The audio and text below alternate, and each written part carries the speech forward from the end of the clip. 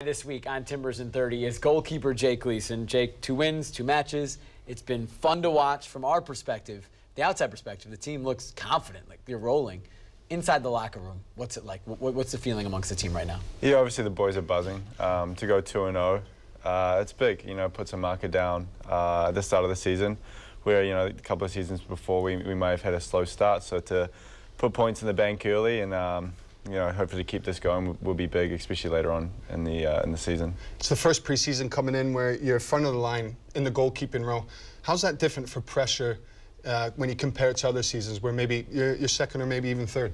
Yeah, obviously coming in last year, at the start of the year, I was the backup. So this year it's different. It's a lot more responsibility.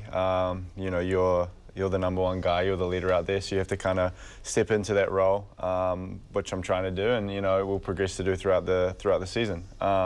So for me, it's taking it a game at a time and trying to be more of a vocal leader and more of a presence in the locker room. And like I said, you got to slowly build up to that throughout the season. You saw it a little bit ago. Jake's save against LA won the MLS save of the week, quite predictably, I should say. A stunning reaction stop of a Jose Villarreal header in stoppage time preserved Portland's 1-0 win. Jake, I want to get inside of your head in these moments. This might be a dumb question. Is that a pure reaction? Is there like an element of anticipation that you can have when you see the ball coming in? Yeah, I was lucky that the header didn't deflect too much, so you kind of just follow the line of the original cross.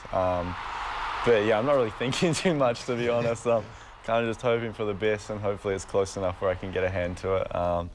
Yeah, I think that was just a bit of luck that I got down there that quick. You can obviously train for the reactions as well. Yeah, definitely. Obviously, we train for whatever is thrown at us in a game, so we'll do things where we're kind of, thrown off balance and kind of have to react and get those fast twitch muscle fibers working as best as they can. Yeah. So yeah, we definitely train for things like that. You also had, for the second game, 2 different back fours to look at from your vantage point. Are there different tendencies in players in front of you that you have to get used to, or that where it could perhaps change your game a little bit? Yeah, I mean, they definitely are. Fortunately, we got to play with Marco in the preseason game against LA, so we knew a couple of things that we had to just communicate with him. He's a young kid. He's got a lot of potential, and so once you talk to him and kind of keep him on those guidelines, we knew he was going to do a good job. And then with Roy coming in, we didn't really know his tendencies because it had only been a couple of days since he joined the team, and I thought he was absolutely brilliant coming in. He's an experienced guy, played a lot of minutes, so yeah, he fit in pretty seamlessly. Marco specifically, debuting at 18 years old, the youngest player to play for the Timbers in MLS. He had to go to class on Monday after playing on Sunday. For older guys like yourself, veterans, you're not older, but if veterans... Getting there. He's been a professional for 6-7 years. What's your perspective on the success that 18-year-old Marco Farfan has had? I think it's exciting. I think it's exciting for him and it's exciting for the club.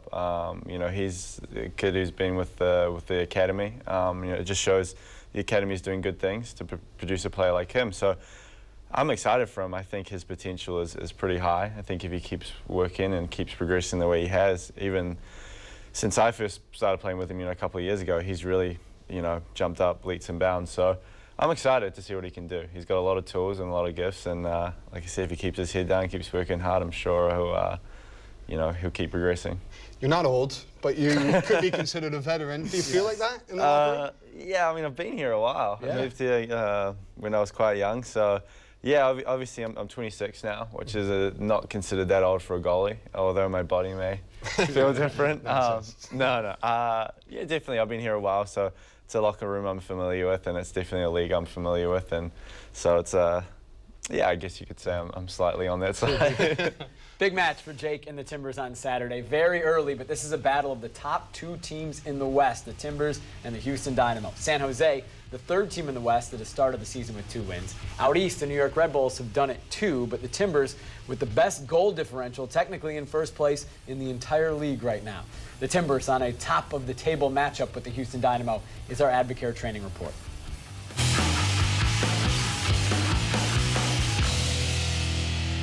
Yeah, I mean, I'm not surprised that the team's done better. I have a lot of respect for Wilmer. I think he gets this league, he gets what works, and you're seeing a team that's organized, that plays in transition, and they have the players to open you up if you're not balanced and smart in managing that. I think will be a tough game because Houston they start good, we start good, but we are at home, so we know exactly what we want. So we have to start the game good. I'm happy to play my first game here with Timber at home, with the fans. So I hope it will be a good game for us. Ross, the local Ford stores, look ahead. What has Houston done so well this year? Well, they've been living up to that Dynamo name after having 3 years being quite the opposite. Wilmer Cabrera, he's come in. He last managed in this league for Chivas USA. And with him, he has brought some fresh faces. And so far, Jake, they've been fun to watch. Hopefully for the man to the left of me, they're not fun to watch on Saturday. But what he's done, he's played a 4-3-3 formation. And it's quite expansive football. With the man here, we see scoring a lovely goal, Kyoto. He actually played against the Timbers 2 seasons ago in the Champions League, 2014, where he scored a couple goals as well. Cubo Torres, this is a man we know all about from his Chivas USA days, and he's found the form from Chivas USA those days where he's been at Houston for 2 years now, but he's only just scored his first 2 goals in the last 2 games. And so that robot is starting to return. And the final player up front for them, Elise, this player as well played for CD Olympia a couple years ago, Champions League, played against the Portland Timbers. He's got his goal, and he's got off to the mark already this season. So that front 3 are dangerous in the first 2 games of the season. You look at those attacking players available to them. Do you study those guys? Do you learn about their tendencies before going into such matches? Yeah, absolutely. Obviously, the new guys in the league, it's a different look, Houston Dynamo this year, so we have to do our homework. We have to make sure we're prepared and ready and, formulate, a plan of attack, if you would, to, deal with them as best we can. You obviously know Cubo Torres. He was in the league for a while. Kyoto and Elise, as Ross said, played against you guys in 2014. And Olympia, you played in one of those matches down in Honduras. Is that helpful when, a lot of times new guys come into the league and maybe you've never seen them ever before, to at least have a little bit of familiarity playing against them 3 years ago? Yeah, obviously it was, 3 years is a long time. But yeah, it's obviously nice you have a little bit more homework on them, a little bit more, to study and look at. But I think what we'll be looking at is their current form the last couple of games and how they're fitting in with Houston, and how can we, like I said, best manage them. Yeah, they're a new look team, and they're looking pretty good so far. But I think it would be a good challenge for us, and we're definitely up for it. Is there always an air of swagger about the guys when you're in the tunnel before you come out, where you're at home, that it can have a nervy effect on opposition? Yeah, obviously playing in front of the Timbers Army gives you that extra boost, that extra confidence. So, to be back out there this weekend's going to be fun, and, top of the table clash, even though it is early on in the season, it's going to be fun. It's exciting. You always want to play against the best teams, and, they're currently one of them, and so are we. It's the Timbers and the Houston Dynamo, Saturday night at 7:30.